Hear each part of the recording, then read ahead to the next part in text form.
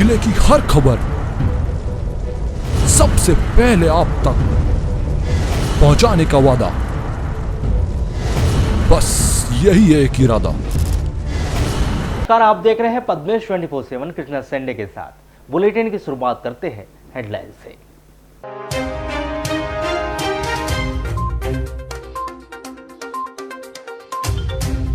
झारखंड राज्य के श्री सम्मित शिखर जी को पर्यटन क्षेत्र घोषित करने पर सकल जैन समाज में आक्रोश। बालाघाट व वाराणसी बंद का किया गया आह्वान, व्यापारियों से मांगा समर्थन।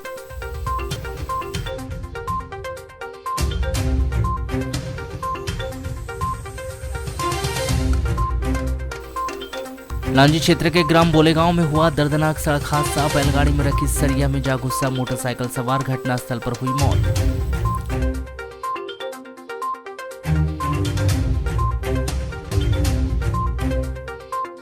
हर्राटोला पुलिस नक्सली मुठभेड़ के मामले में 1 दर्जन से अधिक नक्सलियों के विरुद्ध अपराध हुआ दर्ज। भारतीय कम्युनिस्ट पार्टी, माओवादी संगठन और परसवाड़ा दलम के हैं नामजद नक्सली।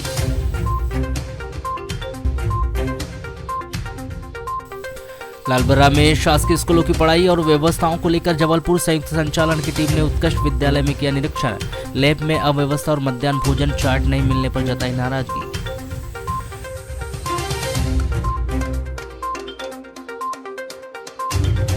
ग्रामीणों की प्यास बुझाने पीएचई विभाग के द्वारा लगाई गई पानी की टंकी घटिया निर्माण की चढ़ी भेंट। पीएचई विभाग ने ठेकेदार को भेजा नोटिस।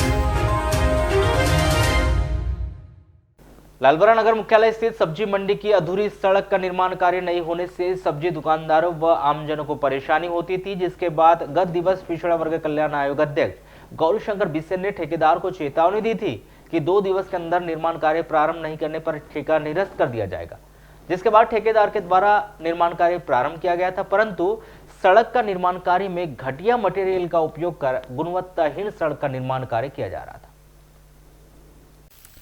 जिसके बाद ठेकेदार के द्वारा निर्माण कार्य प्रारंभ किया गया था, परंतु सड़क का निर्माण कार्य में घटिया मटेरियल का उपयोग कर गुणवत्ताहीन सड़क का निर्माण कार्य किया जा रहा था, जिसका स्थानीय जनों के द्वारा 2 दिन पूर्व ही विरोध किया गया था, जिसके बाद ठेकेदार ने निर्माण कार्य बंद कर दिया था।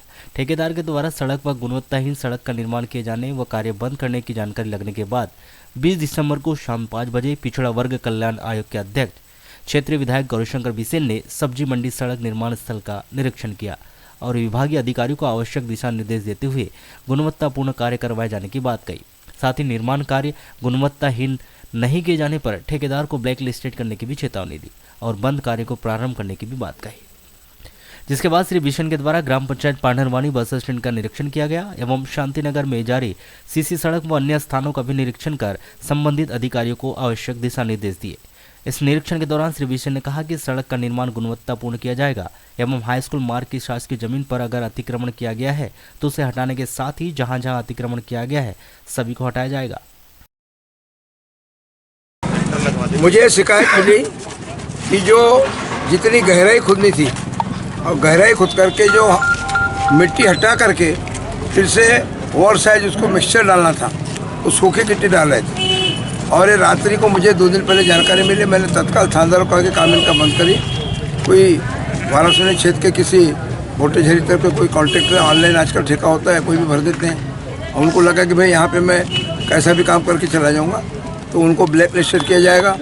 या तो पूरी गिट्टी उठा के जैसा हमारा नाम से उसके अनुसार वो काम करें, जितनी मोटाई है जितना उसको मिक्सचर का 1-4 का मसाला लगना, 1-4 1-6 का लगना, 1-6 तराई, जिस क्वालिटी का हमारी टेंडर में हमने मानदंड रखे हैं उसका पालन करेंगे तो भी बनाएंगे, वरना वो जीवन में कहीं काम नहीं कर सके। भविष्य में रोड का चौड़ीकरण भी किया जा रहा है, बोल रहे रेस्टोरेंट का चौड़ीकरण किया जा रहा है। हमने अभी, मैं तो इसकी बात कर रहा हूँ, ये विधायक निर्वाचन क्षेत्र विकास निधि का रोड है थोक सब्जी मंडी का। जहाँ तक मुख्य मार्ग की बात है तो आप खुद देखिए ना, सर्किट रेस्ट हाउस के सामने क्या हालत है, बसें खड़ी रही तो दूसरी बस निकल नहीं सकती। अब हमारे पास में और कोई विकल्प नहीं कि हम रेस्ट हाउस की चौड़ाई को कम करें।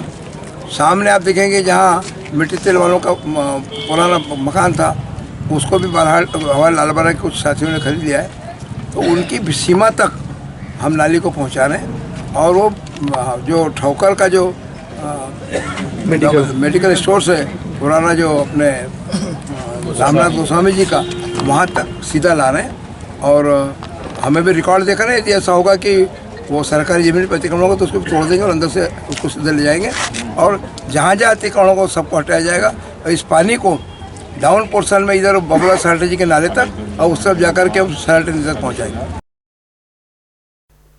शिक्षा विभाग के आदेश के अनुसार शासकीय स्कूलों की पढ़ाई, वहां की व्यवस्था शासन के मापदंड के अनुसार बच्चों की सुविधा मिल रही है या नहीं, बच्चों की पढ़ाई के स्तर को परखने सहित अन्य जानकारी प्राप्त करने स्कूलों का निरीक्षण करने के लिए जबलपुर संयुक्त संचालक डॉक्टर आर के स्वर्णकार के द्वारा टीम गठित की गई, जिनके द्वारा बालाघाट जिले के शासकीय स्कूलों का निरीक्षण किया जा रहा है। शासकीय उत्कृष्ट उच्चतर माध्यमिक विद्यालय लालबरा के निरीक्षण में संयुक्त संचालक जबलपुर टीम से पहुंचे निरीक्षण दल प्रदीप बेहरे, संजय परिहार व विनोद मिश्रा के द्वारा स्कूल के लैब, शौचालय, मध्याह्न भोजन, छात्र छात्राओं के कोर्स पूर्ण हुआ है या नहीं, पढ़ाई का स्तर, रिकॉर्ड, अभिलेख शासन के मापदंड के अनुसार स्कूल संचालित हो रहे हैं या नहीं सहित अन्य जानकारी ली गई और छात्र छात्राओं से पढ़ाई के संबंध में जानकारी लेकर उनकी पढ़ाई के स्तर को परखने का भी प्रयास किया गया। इस निरीक्षण के दौरान प्रयोगशाला कक्ष, लैब में अव्यवस्था व मध्याह्न भोजन का चार्ट कहीं दिखाई नहीं देने पर उन्होंने नाराजगी भी व्यक्त की और कहा कि यहां पर मेनू चार्ट लगाए एवं प्रयोगशाला कक्ष में अच्छी व्यवस्था करें ताकि विद्यार्थियों को प्रैक्टिकल के दौरान परेशानी न हो। साथ ही आगामी समय में होने वाले बोर्ड परीक्षा की तैयारी के संबंध में आवश्यक दिशा निर्देश देते हुए 100% परीक्षा परिणाम लाने के लिए कहा गया।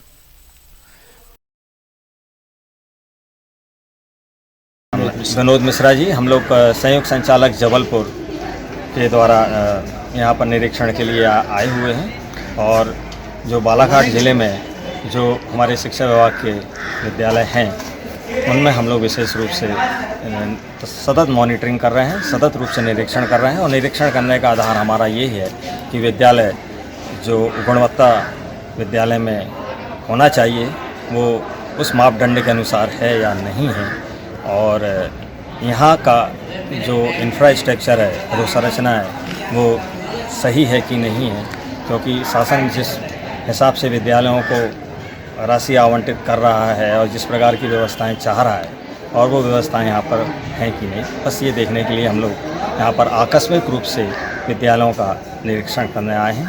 संयुक्त संचालक कार्यालय जबलपुर से और उन अधिकारियों ने स्कूल की सारी व्यवस्थाएं देखी, वो अभी तक भी स्कूल में रहे और उन्होंने प्रार्थना देखी, उन्होंने स्कूल की साफ़ सफाई देखी, स्कूल में शौचालय की व्यवस्था देखी, पीने के पानी की व्यवस्था देखी और टीचर्स डायरी लिख रहे हैं नहीं लिख रहे हैं ये देखा उन्होंने। टीचर बच्चों की कॉपियाँ देखी, टीचर्स के द्वारा कॉपी जांची जा रही नहीं जांची जा रही है और उन्होंने तिमाही परीक्षा फल का रिजल्ट देखा कि परीक्षा फल कैसा रहा। आकाशवाणी रोड स्थित मध्य प्रदेश विद्युत मंडल अभियंता कार्यालय में पदस्थ कार्यपालन यंत्री लक्ष्मण सिंह का स्थानांतरण विजिलेंस सेंटर बालाघाट में किया गया। उनके स्थान पर मंदसौर निवासी राजीव गुप्ता को पदस्थ किया गया, जहां अभियंता कार्यालय में मंगलवार को नए कार्यपालन यंत्री श्री गुप्ता ने अपना पदभार ग्रहण किया। इस अवसर पर विद्युत विभाग के कार्यरत विभिन्न श्रमिक संगठनों ने उनसे मुलाकात कर फूल मालाओं से उनका स्वागत किया। वहीं कार्यपालन यंत्री राजीव गुप्ता ने सभी कर्मचारियों से मुलाकात कर मिलजुल कर कार्य करने की बात कही। बताया जा रहा है कि श्री गुप्ता इसके पूर्व जबलपुर पाटन में पदस्थ थे, जिनका स्थानांतरित कर अभियंता कार्यालय बालाघाट में कार्यपालन यंत्री के रूप में पदस्थ किया गया है।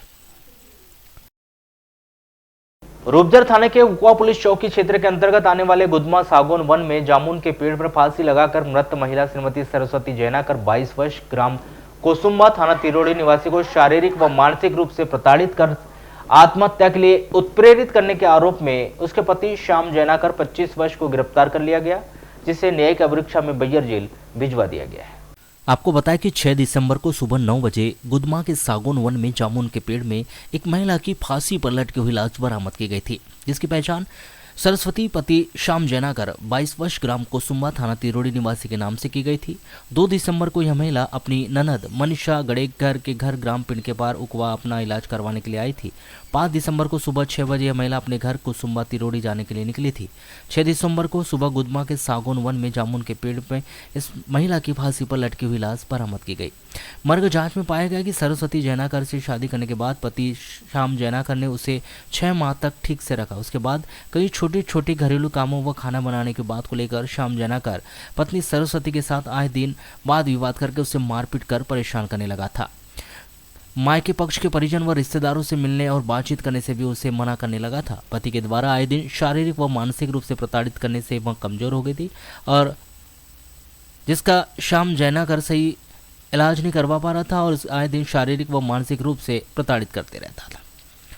प्रताड़ना से परेशान होकर सरस्वती जैनाकर ने फांसी लगाकर आत्महत्या कर ली। मर्ग जांच के उपरांत श्याम जैनाकर के विरुद्ध पत्नी को शारीरिक व मानसिक रूप से प्रताड़ित कर उसे आत्महत्या के लिए उत्प्रेरित करने के आरोप में धारा 306 भारतीय दंड विधान के तहत अपराध दर्ज कर इस अपराध में उसे गिरफ्तार कर लिया गया और उसे बैयर की अदालत में पेश कर दिया गया, जहां से उसे न्यायिक अभिरक्षा में बैयर जेल भिजवा दिया गया है।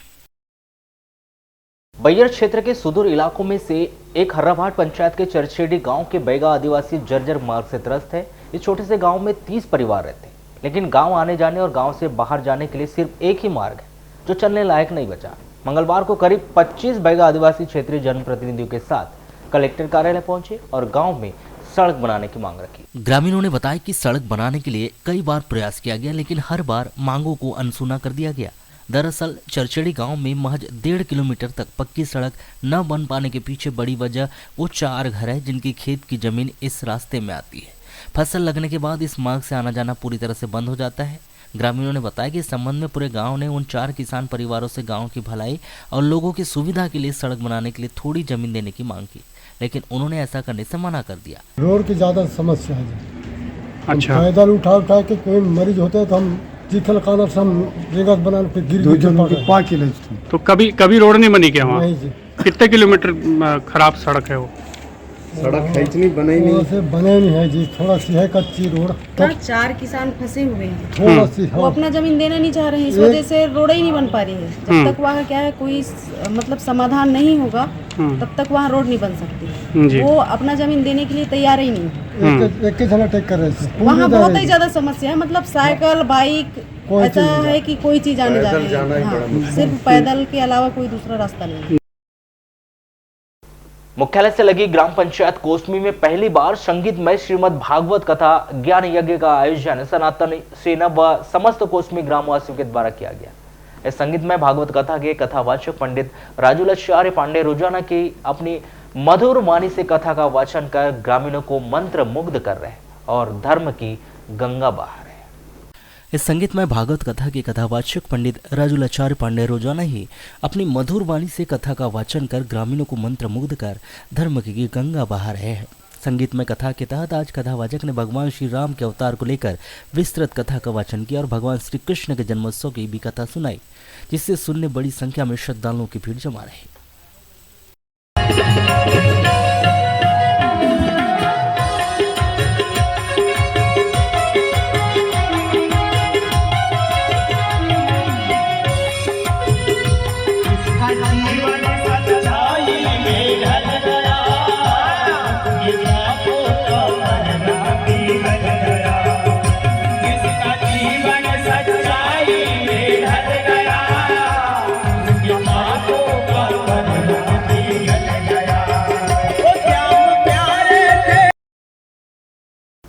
सब्जी कारोबार के लिए एक निजी बैंक से लोन लेकर पूरी राशि जमा करने के बाद भी बैंक के द्वारा उसे डिफॉल्टर सूची में डाल दिया गया। अब हितग्राही को अन्य बैंकों से लोन लेने में परेशानी का सामना करना पड़ रहा है। खैलंजी के ग्राम आरंबा के रहने वाले सहदेव सुलाखिया ने बताया कि उनकी पत्नी रीता सुलाखिया की आईडी पर समूह के माध्यम से भटेरा चौकी स्थित ग्राम शक्ति बैंक से सब्जी का कारोबार करने के लिए वर्ष 2019 में 23,000 रुपये का लोन लिया गया था। उनके द्वारा लोन पर ब्याज पेनाल्टी सहित पूरे 31,000 रुपये का भुगतान कर दिया गया। हालांकि कोरोना काल के दौरान उन्हें लोन जमा करने में देरी हुई थी, लेकिन अब लोन जमा करने के बाद भी बैंक के द्वारा उनकी पत्नी का नाम डिफॉल्टर सूची से नहीं हटाया गया, जिससे उन्हें अन्य बैंकों से लोन लेने के लिए अड़चने आ रही है। लेके आए समस्या लेके आए समूह की। क्या है? हमने समूह का पूरा पैसा दे दिया गया है हमारे द्वारा, लेकिन वहाँ का मैनेजर हमारा राइट ऑफ बॉडी नहीं हटा रहा। इससे क्या समस्या आएगी फिर? समस्या ये आ रही है कि हम पहले लोन लेने जा रहे हैं तो हमको लोन नहीं मिल पाया। क्या मांग रखी है आपने? मांग ये रखे कि हमारी जल्दी से जल्दी ये समस्या समाप्त की जाए, बॉडी हटा दी जाए। ठीक। जब इस संबंध में पद्मेश 24/7 ने भटेरा चौकी स्थित ग्राम शक्ति बैंक के मैनेजर अनुभव पाठक से दूरभाष पर चर्चा की, तो उन्होंने बताया कि आवेदक के द्वारा समय पर लोन की राशि जमा नहीं की गई थी। जब तक उन्होंने पूरी राशि जमा की तब तक उन्हें ओडी यानी डिफॉल्टर सूची में डाल दिया गया था, इसलिए ये परेशानी आ रही है। बैंक के द्वारा आवेदक की मदद के लिए हर संभव प्रयास किए गए। हमारे द्वारा उच्च अधिकारियों को इस प्रकरण की जानकारी भेजी जा चुकी है। आवेदक को टोल फ्री नंबर भी उपलब्ध कराया गया है ताकि वह मुख्य कार्यालय से संपर्क कर अपनी समस्या रख सके। आवेदक की आईडी से ओडी हटाने संबंधी प्रकरण मुख्य कार्यालय के कार्यक्षेत्र में है, जो संभवतः एक समय सीमा के बाद हटा दिया जाएगा। बड़े मंचों से प्रदेश के मुखिया कमजोर वर्ग के लिए कल्याणकारी योजनाओं का बखान तो करते हैं, लेकिन इन योजनाओं के लाभ से कई हितग्राही वंचित रह जाते हैं। जन्म पंचायत किरनापुर के सैकड़ों हितग्राहियों को 1 साल से शासन के विवाह सहायता राशि नहीं मिली। मंगलवार को क्षेत्र के सामाजिक कार्यकर्ता और कुछ ग्रामीण ज्ञापन लेकर कलेक्टर कार्यालय पहुंचे और स्वीकृत विवाह सहायता राशि दिलाए जाने की मांग रखी। बताया गया कि किरनापुर जनपद के कई गांवों से 311 नव विवाहिताओं को उनकी शादी के 1 साल बाद भी योजना के तहत 51 हजार रुपये की राशि नहीं मिल पाई। यानी 311 हितग्राहियों को कुल 1,59,12,000 रुपये मिलना बाकी है। और किरनापुर जनपद में 2021 से 21 अप्रैल 22 तक का सर अभी ना 311 प्रकरण का पेमेंट नहीं हुआ है। विवाह सहायता की राशि है। मजदूर लोग परेशान है, निर्माण श्रमिक है, बहुत परेशानी का सामना कर रहे हैं सर, लेकिन आज तक सरकार की तरफ से उनका पेमेंट नहीं। इससे पहले कोई राशि है 51,000 मिलती है सर। एक विवाह सहायता में, एक पुत्री की विवाह में 51,000 मिलता है। ठीक है कि इससे पहले कोई कभी शिकायत की है आप? हाँ सर, यहाँ जन सुनवाई में भी दिए थे, किरनापुर जनपद में भी दिए हैं, 2-3 बार शिकायत किए हैं, लेकिन अभी तक कुछ भी नहीं हुआ। ठीक, क्या समस्या हो रही है राशि नहीं मिलने की वजह से? क्या पता सर, तो बताते ही नहीं, बोल रहे हैं कि भोपाल भेज दिए, मंडल को भेज दिए, वहाँ से पेमेंट होगा, यहाँ से नहीं होगा। अभी भी मैं वहाँ पर मिली जन सुनवाई में जाके पिछोड़े सर से। ग्रामीणों की प्यास बुझाने और संपूर्ण गांव में भरपूर पानी की सप्लाई करने के प्रमुख उद्देश्य को ध्यान में रखते हुए शासन प्रशासन के द्वारा प्रत्येक गांव में पानी की टंकी का निर्माण कार्य किया जा रहा है। जहां जिले के प्रत्येक गांव में चरणबद्ध तरीके से बनवाई जा रही पानी टंकी निर्माण के लिए करोड़ों रुपए पानी की तरह बहाए जा रहे हैं। बावजूद इसके कि जिले में कई गाँव ऐसे हैं जहाँ अब तक शुद्ध पेयजल की पूर्ति के लिए बनाई गई रही पानी की टंकी का निर्माण नहीं हो पाया, तो वहीं कई गाँव में अभी भी आधा अधूरा निर्माण ही पड़ा हुआ है। तो वहीं कई गांवों में पीएचई विभाग की अनदेखी के चलते पानी टंकी का घटिया निर्माण कार्य कराया गया। इसके अलावा कई गांवों में तो ठेकेदार टंकी निर्माण कार्य छोड़कर ही भाग रहे हैं, जिसके चलते ना तो टंकी का निर्माण की यहाँ का महत्वपूर्ण योजना पूरी हो रही है और ना ही ग्रामीणों को उसका लाभ मिल पा रहा है। कुल मिलाकर कहा जाए तो टंकी निर्माण के नाम पर शासन के पैसों की बर्बादी का कार्य धड़ल्ले से किया जा रहा है। यहाँ आरोप हम नहीं लगा रहे हैं, बल्कि यह आरोप ग्राम पंचायत लिंगा के अंतर्गत आने वाले ग्राम परसवाड़ा के ग्रामीणों ने लगाया है, जिन्होंने गांव में पानी टंकी का घटिया निर्माण कर आधी अधूरी टंकी निर्माण का कार्य छोड़कर भागने वाले ठेकेदार और पीएचई विभाग के संबंधित अधिकारी कर्मचारियों के खिलाफ वैधानिक कार्यवाही की जाने की मांग की। ये पानी की टंकी का निर्माण जो है ये बहुत ही धीमी गति से प्रारंभ हुआ और इसको लगभग 1.5 साल के लगभग हो गया है चालू होने को। इसमें गुणवत्ताहीन काम किया गया है पूरा, बिल्कुल। जब काम भी हुआ है तो सिर्फ मात्र गिट्टी, रेत और सीमेंट का उपयोग करके बनाया गया टोटल, और इसमें तराई नाम की तो कोई चीज़ ही नहीं हुई है। ये टंकी अगर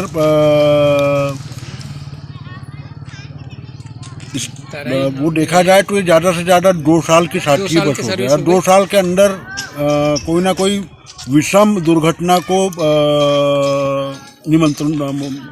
अभी क्या हुआ, काम बंद पड़ा हुआ इसका बताते हैं ठेकेदार ही भाग गया बोलते हैं, जिसको विभाग ने शायद मेरे ख्याल से काम दिया होगा, वो ठेकेदार भाग गया।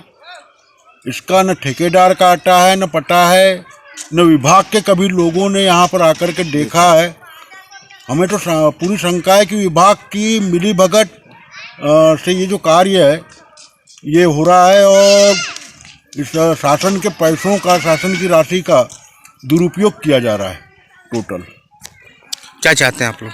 हम लोग इसमें काम जिसने भी लिया हो, जो भी ठेकेदार हो, और पीएचई विभाग के जो अधिकारी हैं उन पे भी कार्रवाई चाहते हैं, ठेकेदार के साथ उन पे भी कार्रवाई चाहते हैं। ये निर्माण कब से हो रहा था आपके यहाँ? लगभग 2 साल के करीब हो रहा है। अभी क्या लग रहा है आपको, निर्माण पूरा हो जाना था, अभी तक नहीं हो पाया? अभी तक के तो कंप्लीट हो जाना था, बस अभी काम ही बंद है। कब से? ये हो गया कम से कम 6-7 महीना करीब हो ही गया। अभी सामान लेके गए, अब वो क्या देखो, माल कच्चा है ना जी वहाँ पे, तराई वराई कुछ नहीं हुई। और सीमेंट तो कैसा है कि उसको जब तक ये तराई ना करो तब तक ये सीमेंट का पकता ही नहीं होता। अभी क्या ठेकेदार काम कर रहा है नहीं कर रहा है? नहीं कर रहा है ना अभी। कब से नहीं कर रहा है काम? हो गया 7-8 महीना हो गया। 7-8 महीने हो गया। हाँ।